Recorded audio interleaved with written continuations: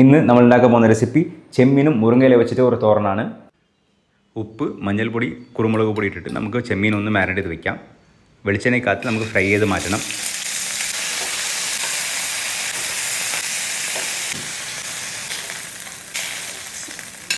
Same പാനകത്ത് തന്നെ കടുക്, ഉണക്കമുളക്, കരിവേപ്പില, ചോപ്പ് ചെയ്ത് വെച്ചിരിക്കുന്ന പച്ചമുളക് എല്ലാം കൂടി ജസ്റ്റ് ഒന്ന് വഴറ്റിയെടുക്കാം.